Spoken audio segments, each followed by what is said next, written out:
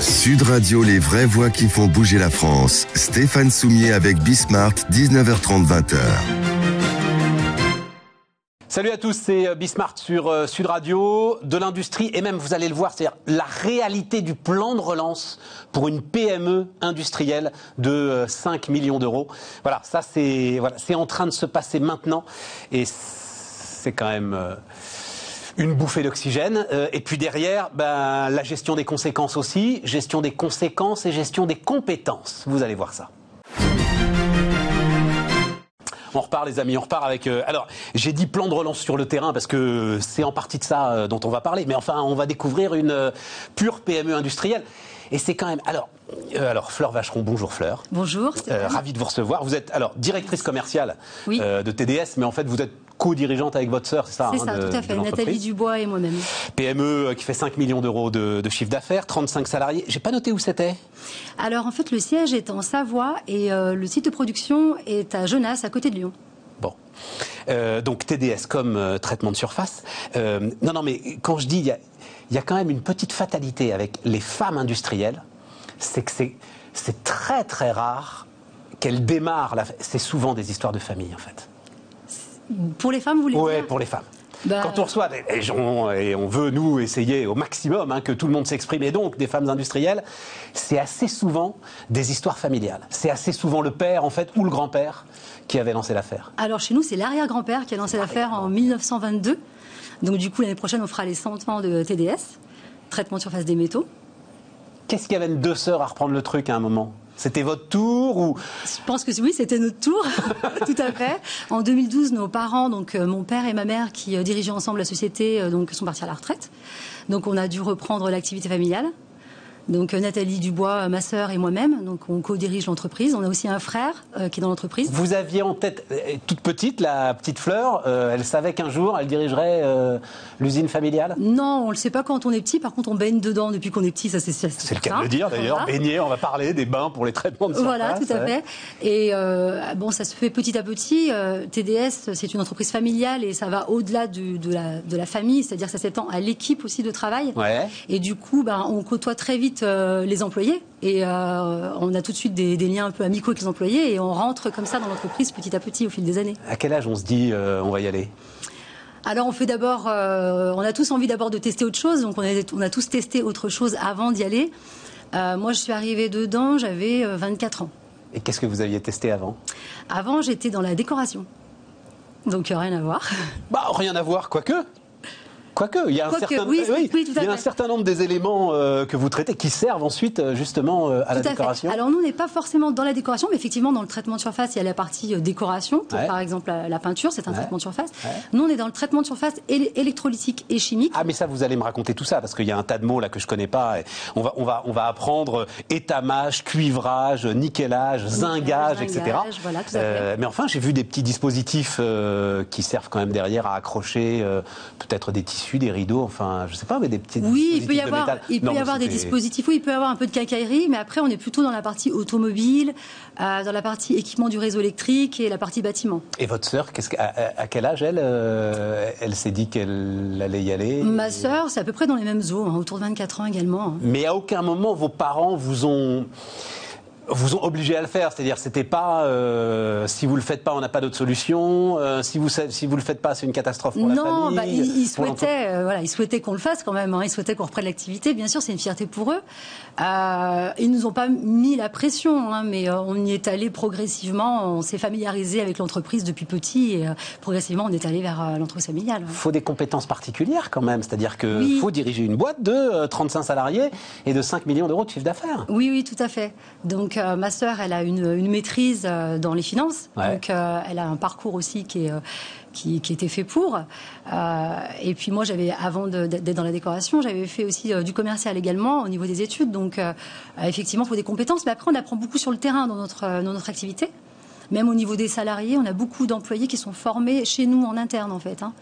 C'est un métier très particulier. Oui, mais alors là, donc, si vous êtes là et si c'est le plan de relance sur le terrain, c'est qu'à un moment, il faut prendre des décisions d'investissement qui sont des décisions d'investissement qui sont lourdes. Mais d'abord, racontez-moi donc étamage, cuivrage, nickelage. Qu'est-ce que c'est quand on va sur le site de TDS ? On voit donc effectivement des pièces métalliques. Oui. Qui sont trempées dans des bains. Trempées dans des bains. Voilà, tout à fait. Alors là, je vous ai amené 2 pièces. Je ne sais pas si on les voit à la télé. Donnez-les-moi. Voilà, alors ça, c'est une pièce brute métallique. Et ça, c'est une pièce, par exemple, sur laquelle on a déposé du cuivre. Voilà. C'est la même, je ne sais pas si on l'a. Voilà. Et celle-là, recouverte de cuivre. Donc. Voilà, ce sont des pièces qui sont notamment pour l'automobile. Ouais. Donc il y a des petites pièces comme ça, on traite des pièces qui sont peut-être même 10 fois plus petites que celle-ci, et on peut traiter des pièces qui font jusqu'à 3 mètres d'envergure. Voilà, donc c'est assez vaste au niveau des caractéristiques des pièces à traiter. Et nos dépôts, que ce soit le cuivrage, l'étamage, le nickelage, ce sont des dépôts qui servent à améliorer la conductivité électrique des pièces en fait. On a aussi des traitements d'anticorrosion. Donc ça permet de prolonger la durée de vie de la pièce. On a aussi des traitements qui améliorent les coefficients de frottement pour pas, par exemple, qu'une vis se grippe quand on visse. Donc il y a plusieurs particularités au niveau des traitements de surface. Et c'est quoi, par exemple, si je vous demande entre l'étamine, le nickel, le zinc, pour améliorer les coefficients de frottement? Alors par exemple, le zingage, c'est plutôt pour améliorer donc la tenue à la corrosion, le zingage. Après, tout ce qui est nickelage, cuivrage et étamage, c'est plutôt pour la conductivité électrique des pièces. Et puis donc TDS justement va investir, là on est en cours d'investissement pour lancer l'argentage. Donc c'est le dépôt d'argent sur les pièces métalliques. Alors ça veut dire que quand même, alors au départ il faut que vous ayez les matières premières. Oui, alors les matières premières, c'est les matières de nos clients. On a des clients automobiles, des clients dans le bâtiment, des clients dans les réseaux électriques. C'est eux qui nous fournissent les pièces. Le cuivre, le nickel, tous ces métaux rares, tout à fait. Oui. Ceux-là... Oui, ceux-là, c'est nous qui les achetons et qui les mettons dans les bains, oui, tout à fait. Voilà, c'est ça. Et étamage, c'est bien de l'étamine, hein, Non, c'est de l'étain. C'est de l'étain, mais oui. Ah, étamage, c'est de l'étain. Voilà, étamage, c'est l'étain, cuivrage, le cuivre, nickelage pour le nickel et zingage pour le... Et donc là, alors là aussi, je cite, hein, et vous allez m'expliquer, ligne d'argentage entièrement, donc argentage comme argent. Voilà, c'est le dépôt d'argent. Entièrement automatisé et piloté par un logiciel d'ordonnancement. Voilà, c'est ça. Donc en fait, les lignes de traitement de surface traditionnelles, bon, maintenant sont quand même beaucoup automatisées, bien qu'il en reste quelques-unes qui soient artisanales. Hein, Parce qu'à une époque, ça se faisait à la main, ça ? Bien sûr, oui, les opérateurs, encore maintenant, il y a certaines entreprises qui le font aussi encore à la main, qui trempent vraiment à la main dans chaque bain la pièce pour pouvoir la traiter. Alors nous, chez nous, c'est tout automatisé. Depuis 1969, c'est notre père qui a mis la première chaîne automatique en route chez TDS. Et depuis, toutes les lignes sont automatisées. Par contre, elles ne sont pas forcément toutes pilotées par un logiciel d'ordonnancement. Donc chez TDS, c'est le cas. On a commencé en 2015. On a déployé ce logiciel-là sur toutes nos lignes. Fleur, je ne sais pas ce que c'est qu'un logiciel d'ordonnancement. Alors, le logiciel d'ordonnancement, ça nous permet en fait... d'ordonnancer les lots de traitement sur la ligne, c'est-à-dire de garder toute la traçabilité sur les lots. Il y a des enregistrements en continu, en fait, qui enregistrent le pH du bain, la température, le niveau du bain. Donc, ça garantit la traçabilité du process effectué sur la pièce. Et aussi la constance de la qualité du traitement qui est déposé, puisqu'on répète tout le temps la même gamme, en fait. La gamme est enregistrée une fois et ensuite, on n'a plus qu'à lancer le logiciel et répète constamment la même gamme. Donc ça, c'est un investissement qui est soutenu par le plan de relance. En partie, oui. Il y a une partie qui est soutenue par le plan de relance. Alors, l'investissement dans sa globalité, avec toute la phase aussi numérisation de l'entreprise, ça représente environ 2 millions d'euros. Donc, sur un chiffre d'affaires de 5 millions d'euros, ça pèse énormément pour nous. Très, très lourd. Et, enfin, très lourd. Votre résultat sur 5 millions d'euros de chiffre d'affaires, enfin, je ne sais pas si... il est public. Avant crise. Et on va en parler justement, on va en parler de la crise. Oui, avant crise, le résultat moyen sur lequel... avant crise, on était à peu près 10%. Ah ouais, donc ça fait c'est un très gros investissement. Très gros investissement. En fait, dans le traitement de surface, on n'investit pas une ligne... 4 ans de résultat. Ouais, on n'investit pas dans une ligne tous les ans. Une ligne de traitement de surface, si on l'entretient bien, ça dure 30 ans. Donc, ce n'est pas un investissement que l'on fait régulièrement, en tout cas dans les sociétés comme la nôtre. Bien sûr. Donc, c'est quelque chose qui se prépare sur le long terme. Donc, c'est un projet que nous, on avait préparé depuis longtemps. Malheureusement, quand la crise est arrivée, on a dû geler le projet. Et on ne savait pas quand est-ce qu'on allait pouvoir relancer ce projet. Parce que forcément, on a été impacté comme tout le monde. Et donc là, c'est là où le plan de relance arrive. Voilà, le plan de relance arrive. Donc, oui, parce que du coup, on s'est dit peut-être finalement qu'on va pouvoir repartir, et c'est ce qui s'est produit. Donc, on a rempli notre dossier, tout simplement sur le site du gouvernement. On s'est fait un peu aider par la CCI, et puis donc le dossier a été admis, et on fait partie des 110 premiers lauréats. En fait. Donc on est assez fiers parce qu'on est allé assez vite pour une petite entreprise. On a su rebondir. Mais je crois qu'il y a pas mal de petites entreprises qui ont été assez vite, justement. C'est ça qui est assez extra. Voilà. Non, puis j'ai ma sœur, Nathalie Dubois, qui est assez réactive aussi, il faut dire, et qui lâche jamais le morceau. Donc on a quelqu'un qui a un tempérament fort dans l'entreprise, et donc elle a déposé le dossier, et on a eu cette subvention. Donc on est ravis parce que du coup on peut relancer le projet. Ça se matérialise comment, justement, cette subvention? C'est environ 40% de l'investissement, en fait. Eh oui, quand même. Ouais, quand même, ouais, c'est important. Avec des conditions de financement, j'imagine, qui sont très, très avantageuses? Des conditions de financement, c'est-à-dire que là, c'est une subvention. C'est une subvention directe. Oui, voilà, c'est ça. C'est une subvention. Alors nous, on a rempli, si vous voulez, le dossier pour l'industrie du futur, et notamment le véhicule du futur, en fait. Ouais. Donc notre ligne de traitement de surface s'inscrit en fait dans cette volonté-là de faire perdurer l'entreprise dans l'usine du futur, et notamment le véhicule du futur. Alors quand on dit véhicule... Pourquoi ? Parce que tout ce que vous me disiez sur la connectivité, etc. La conductivité électrique. La conductivité, voilà. Ouais. Ça peut coller avec le véhicule électrique ? Tout à fait. Ouais. Alors bien sûr, quand on parle de véhicule électrique, souvent les personnes pensent que au véhicule électrique, mais on a aussi toute l'infrastructure autour du véhicule électrique qu'il va falloir mettre en place dans les villes, donc pour acheminer l'énergie, la transformer et la mettre finalement dans la voiture. Donc il y a toute une infrastructure, il va y avoir beaucoup d'armoires électriques, beaucoup de pièces de connectique, et donc c'est là qu'on se dirige. Enfin, il y avait des conditions quand même. Alors, vous avez rempli le dossier, très très bien. Votre sœur fait ça très très bien, visiblement. Oui. Ok, génial. Mais il y a des conditions particulières maintenant qui sont liées à l'obtention de cette subvention. J'en sais rien, moi, sur, par exemple, vos effectifs sur les 2-3 ans qui viennent. Alors, il y avait plusieurs critères. Alors, c'est vraiment, là, c'est vrai que c'est la partie de ma sœur. C'est dommage qu'elle soit pas avec nous aujourd'hui. Mais il y avait plusieurs critères effectivement dans le dossier. Je les connais pas tous par cœur, mais effectivement, il fallait entre guillemets cocher les cases quand même, les bonnes cases. Et d'ordinaire, on est souvent à côté, et là, on tombait pile dedans. Alors, l'autre point qui m'intéresse beaucoup quand même, c'est justement tout cet écosystème que vous représentez. C'est-à-dire, donc vous travaillez pour l'automobile. Oui. En gros, j'imagine les deux constructeurs français.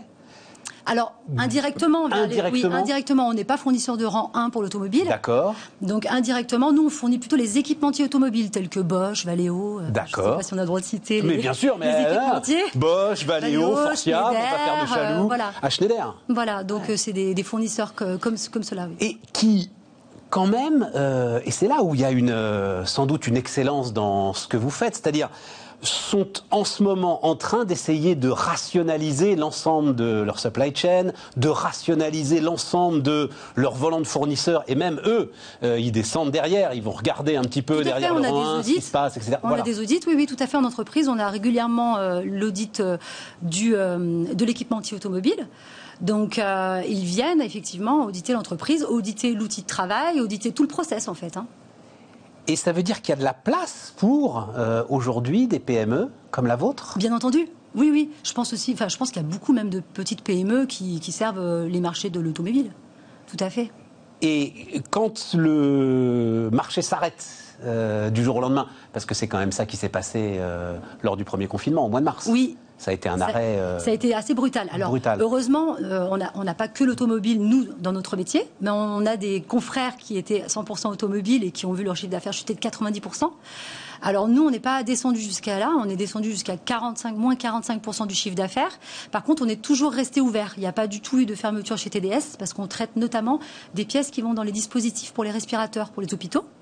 Donc du coup, nos salariés étaient très sensibilisés par rapport à ça, et eux-mêmes n'ont pas voulu fermer l'entreprise et ont voulu continuer à servir la France dans ce moment-là, parce que à ce moment-là, c'était compliqué et il fallait être présent pour pouvoir répondre à la demande. Et mais est-ce que sur la réflexion, alors vous allez me dire c'est peut-être encore votre sœur, mais la réflexion que vous pouvez avoir sur la solidité de l'entreprise, sur les fonds propres, sur tout ce dont on a besoin si jamais un choc comparable devait se reproduire, Est-ce que ça a fait avancer là-dessus Oui, c'est-à-dire que pour l'instant, on est assez précautionneux. Je veux dire, on est sorti d'une crise. On espère qu'on est sorti d'une crise parce qu'on ne sait pas. Mais a priori, en tout cas, on a déjà peut-être vécu le pire.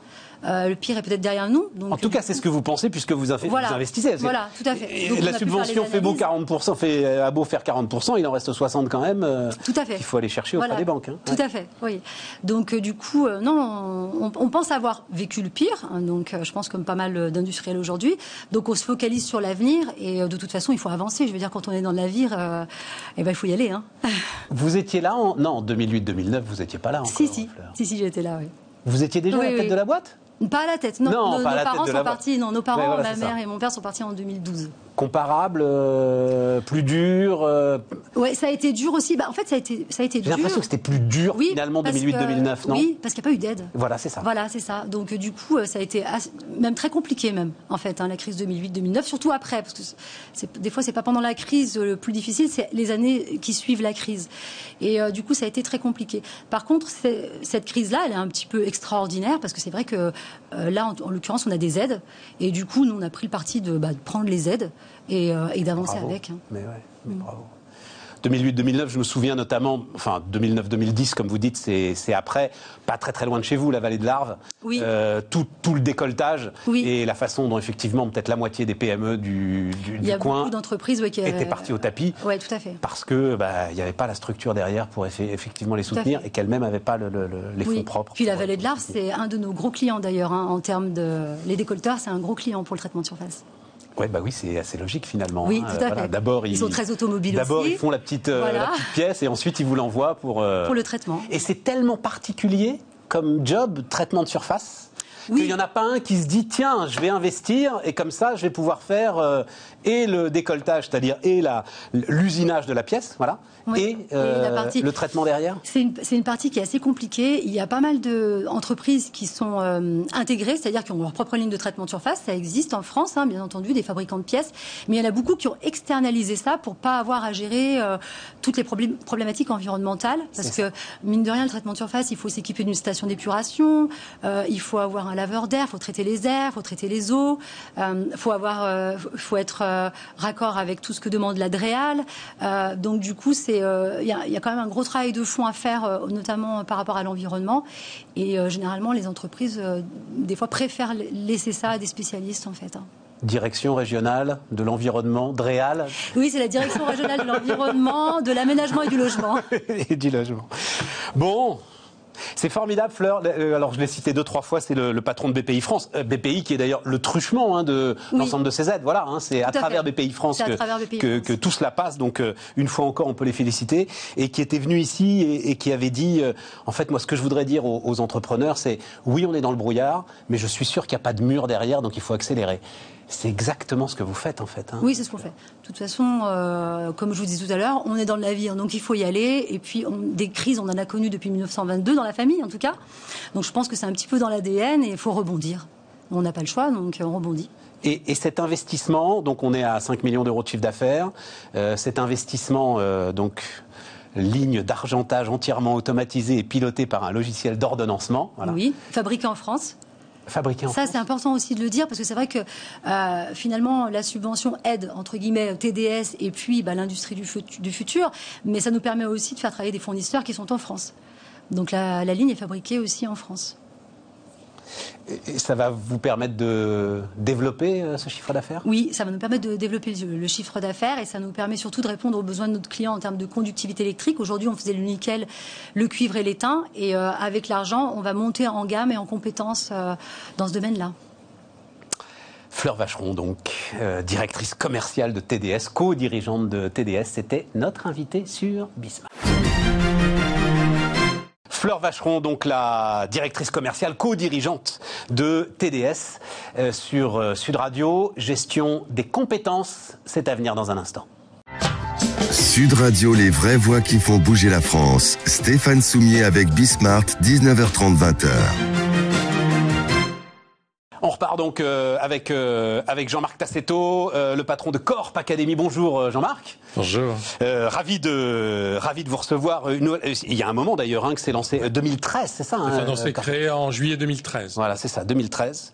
1 million d'utilisateurs aujourd'hui, 150 entreprises. Il y avait juste avant toi là, Jean-Marc, une jeune philosophe qui travaille énormément. J'aime beaucoup, donc elle vient nous voir très régulièrement sur le côté de l'hybridation aujourd'hui de l'ensemble des systèmes économiques, de l'hybridation de l'ensemble des métiers. Vous pouvez plus vous contenter d'être finalement spécialiste, comme elle dit elle-même, dans votre couloir de nage.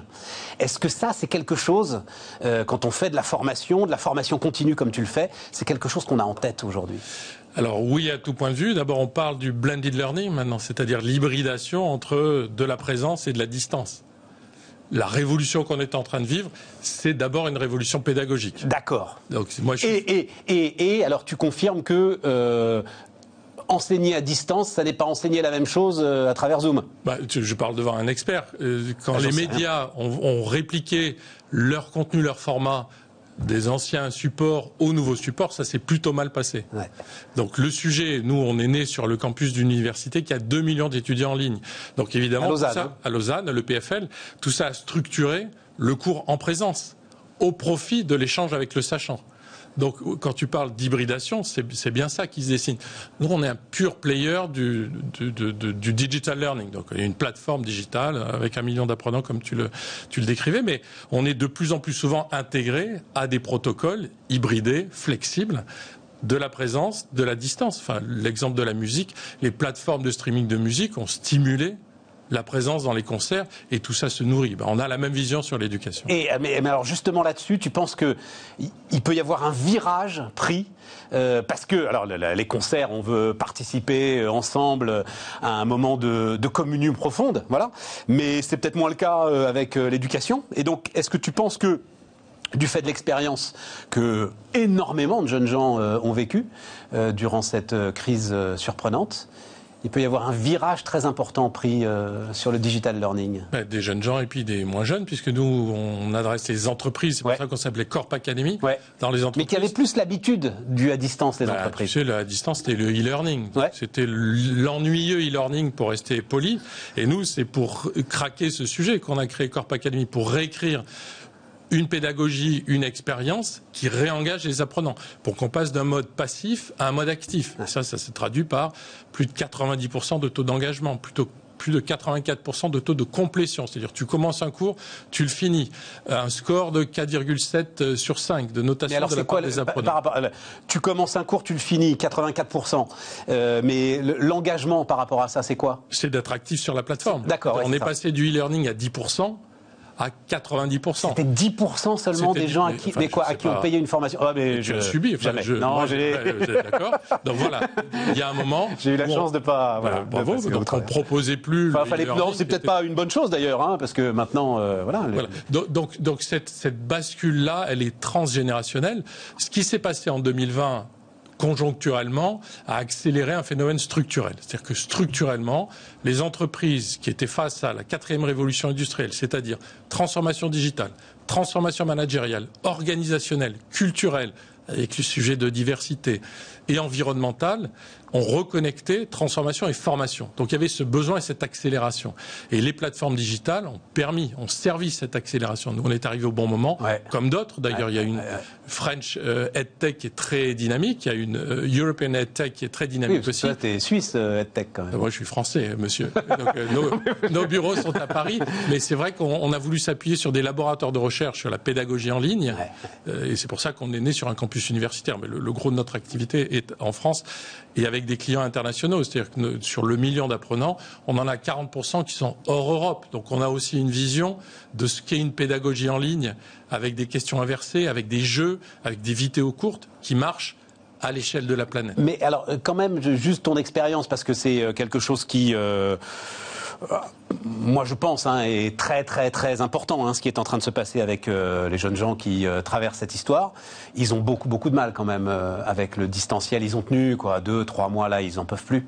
Donc c'est quoi? C'est que finalement il va falloir, mais vraiment à titre purement privé, l'entreprise doit d'urgence finalement aller s'inspirer, l'université doit d'urgence aller s'inspirer de ce que vous avez mis en place s'inspirer de ce que font les universités les plus avancées en matière de blended learning, c'est-à-dire présence-distance. Les entreprises sont un peu en avance. Mais tu penses que présence-distance sur l'enseignement, c'est la voie de l'avenir, en fait? C'est la voie de l'avenir. Enfin, il y a des expériences à Singapour de pédagogie inversée. Les élèves étudient la leçon à la maison sur leur ordinateur et sont en séance. Et le professeur n'est plus face à l'élève, il est au milieu de l'élève, au milieu des élèves, en groupe.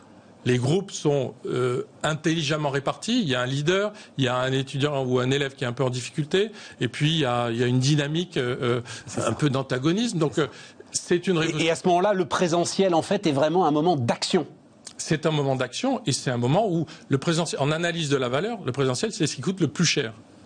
Quand tu sors tes commerciaux pour aller se former 4 jours en présentiel au cours de négociations, tu as quand même l'impression de payer 4 fois, 3 fois les déplacements. Ils ne sont pas là pour vendre. Et le lundi, quand ils sont revenus au bureau, ils ont déjà oublié 80% de ce qui s'est passé.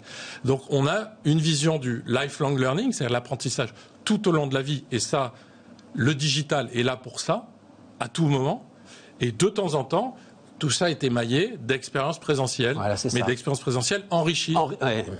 Et on a des clients qui utilisent la plateforme pour préqualifier leur groupe sur gestion de crise, par exemple. Voilà, tu peux pas mettre un cadre expérimenté en même temps qu'un débutant. Les deux vont perdre du temps. Donc tu peux tout à fait utiliser le digital pour à la fois préqualifier sur le cours et créer des groupes de niveau. Et après le cours en présentiel, tu récupères le corpus qui a été créé et tout ça nourrit une boucle. Alors, j'ai titré « Renouveler ses compétences ». En fait, j'aurais aimé titrer, je crois que je l'ai vu sur ton site, si vous avez été diplômé, mais ça rentrait pas, il y avait trop de caractères. Si vous avez été diplômé il y a 10 ans, alors vous ne savez plus rien. Et on a 10 ans pour être bien élevé, si tu veux. Mais c'est cette notion de... Et ça s'accélère, ça ça s'accélère. C'est-à-dire que cette 4e révolution industrielle, elle a une caractéristique. Dans l'histoire de l'humanité, il y a déjà eu des révolutions industrielles. Cette caractéristique, c'est la vitesse. Structurellement, tous les rapports McKinsey, du World Economic Forum, mettaient en évidence le ratio destruction d'emplois, création d'emplois qui n'existe pas encore ou auquel on n'a pas encore pensé. Tu rajoutes à ça l'estimation des 250 millions de jobs détruits par le Covid. Donc tu as face à toi un monde incertain. Donc face à un monde incertain, il n'y a qu'une certitude, c'est d'être en permanence en situation de renouveler, d'enrichir tes compétences. Et pour ça, il faut déployer des solutions. Il faut déployer des solutions économiques, efficientes. Et efficiente, ça veut dire hyper individualisée. C'est-à-dire que toi et moi, on a fait à peu près les mêmes études, on vit à peu près dans les mêmes milieux, mais on a des façons d'apprendre radicalement différentes et spécifiques. Et le digital, ça permet d'hyper massifier et d'hyper individualiser. Mais comment est-ce que tu peux développer des formations pour des métiers en fait qui n'existent pas ou qui émergent ou qui démarrent ou dont on ne connaît pas forcément le potentiel? Mais tu sais, alors d'abord les nouveaux métiers, c'est quand même pas tout à fait une génération spontanée. Tu as des signaux faibles, et puis, il faut quelques donc ça veut dire, alors déjà par exemple, tu es à l'écoute des signaux faibles. L'écoute des signaux faibles. Et sur le digital, je te prends l'exemple de la plateforme qu'on a déployée pour la PHP. Je voulais qu'on parle de ça, oui. Oui, mais lundi 16 mars, on met à disposition notre plateforme Pro Bono pour la PHP. Je reçois dans l'après-midi le hockey de François Crémieux et Hirsch. Qui sont les dirigeants de la PHP. Qui sont les dirigeants de la PHP. 2 jours après, la plateforme est ouverte. 10 jours après, il y a 15 cours et 20 000 apprenants. Et des cours de quoi? Des cours là sur Covid-19 et gériatrie, Covid-19 et trachéotomie, les bases du Covid-19. Enfin, donc ce sont des cours qu'on a fait sur notre plateforme. Que tu as été chercher. On est allé chercher les experts de la PHP. Nous, on a un protocole, on a une méthode. Notre métier, c'est de délivrer des cours aux entreprises. Et c'est d'aider les entreprises à créer leurs propres cours. Donc cette méthode-là, on a une plateforme, on a un outil auteur, on a des chefs de projet, on a des instructional designers. Voilà, donc ça, on sait faire. Ouais, ça. Donc si tu veux, aujourd'hui, demain... Tu vas chercher l'expert. Tu vas chercher l'expert. Combien de temps tu passes avec l'expert? Enfin, j'en sais, pardon, mais j'aime les détails. Mais créer un nouveau cours, c'est 2 mois. Ouais, mais là, t'as pas passé 2 mois sur le Covid, non, ça s'est fait. Voilà, c'est ça. Là, c'est session d'urgence. Donc en 2-3 heures, on est capable de mettre un truc d'équerre. La notion de formation face à un métier en tension, si tu veux, le niveau de stress diminue. Parce qu'on est sur des cycles qui, de toute façon, seront toujours beaucoup plus rapides que l'identification de ces métiers, l'émergence de ces métiers. Et sur cette histoire de la PHP, qui était demandeur? C'est toi qui es venu proposer tes services? Comment ça s'est passé? Oui. D'abord, on formait déjà des infirmières. Enfin, vous travaillez avec la PHP. J'étais très connecté avec leur direction générale. Donc, on a fait la proposition et ça a matché tout de suite. C'est la première fois qu'un directeur général me répond en 7 minutes. Donc. Parce qu'il sentait lui-même qu'il était en train d'être complètement débordé par les besoins, les demandes. Quelques-uns des apprenants, parce que j'aime toujours savoir ce qui se passe. J'ai discuté avec une infirmière qui était en psychiatrie depuis 15 ans et qui se retrouvait en département d'urgence Covid-19. Oui, voilà. Donc il faut très vite, là c'était l'illustration en situation de crise de upskilling, reskilling. Se former, transformer sa formation initiale. Ça n'a pas été beaucoup raconté, cette histoire-là. Combien... Non, mais c'est parce que, ça me bluffe. Alors, le défi technique, tout ça, machin, que vous relevez, etc. Mais à la limite, j'ai presque envie de dire, c'est votre job. Oui. Non, c'est de la part de ceux qui se sont mis à apprendre. C'est-à-dire que tu es dans un stress qui est quand même un stress de dingue, sur une maladie dont tu ne connais rien, et en plus... Tu dis, c'est quoi? C'est sur portable que c'est diffusé, ce genre de truc? C'est responsive design, c'est-à-dire c'est sur l'écran de ton choix. Que tu veux. Portable, tablette. Et tu dis, tu vas passer 1 heure après avoir vécu une journée de dingue. Tu vas encore passer 5 minutes, 10 minutes, 2 heures. Donc nous, notre métier à nous, ça a été de réinventer des formats. Ça a été de sourcer les contenus, d'identifier les lignes éditoriales et les thèmes, parce qu'on voit bien en situation de Covid les thèmes qui ont émergé. Tester vos soft skills, l'efficacité au travail, l'agilité. L'émergence du sujet Big Data, gestion du stress et des émotions, l'équilibre de vie pro-perso, l'avenir du futur, donc anticiper le monde de demain. Donc on voit bien aussi au travers de notre catalogue de 1700 cours coédités avec plus de 80 éditeurs, Duno, Erol, Faber Novel, Fideo Arts à Londres, IBM, Think Academy nous a ouvert toute sa librairie aux États-Unis. On voit aussi ce qui intéresse les apprenants. Et allez, on va terminer là-dessus. Il faut créer des scénarios. Oui. Tu me parlais de séries télé, par exemple, pour essayer d'apprendre. Mais ça, j'ai toujours pensé que c'était une tarte à la crème, ça. Que apprendre, c'est apprendre. Que, en fait, on s'amuse pas en apprenant, c'est pas vrai. J'ai toujours pensé ça. Je me trompe? Alors, il y a 2 sujets. Le gaming, le jeu, aide à apprendre. Apprendre, c'est difficile, ça restera difficile. On est d'accord. Des théoriciens type Piaget ou des praticiens type Montessori ont démontré quand même que le jeu a un impact sur l'effet d'apprentissage. Et nous, on a des millions de battles qui sont joués sur notre plateforme. On vient de passer le cap des 100 millions de questions répondues. On a créé une série policière Suspect. Donc, on invente des nouveaux formats. Mais c'est de la vraie formation, ça aussi. C'est de la pédagogie. Alors, c'est pour ça qu'on a voulu se connecter avec des scientifiques de la pédagogie en ligne. Parce que c'est une ligne de crête. Tu peux très vite basculer du côté du jeu. On est d'accord. Il y a des applications sur le marché. Ça devient Trivial Pursuit, quoi. Certains de nos clients nous disent mes vendeurs adorent. Évidemment qu'ils adorent, c'est un jeu. Donc, c'est une ligne de crête délicate. C'est de la pédagogie, j'insiste un peu lourdement. Il y a un sujet pédagogique et il y a un sujet de qualité du contenu. Jean-Marc Tassetto, le patron de Corp Academy, fondateur, était notre dernier invité sur Bismart. Les amis, on se retrouve. Jean-Marc Tassetto, le patron de Corp Academy. On se retrouve demain pour de nouvelles aventures sur Sud Radio. Sud Radio, les vraies voix qui font bouger la France. Stéphane Soumier avec Bismart, 19h30, 20h.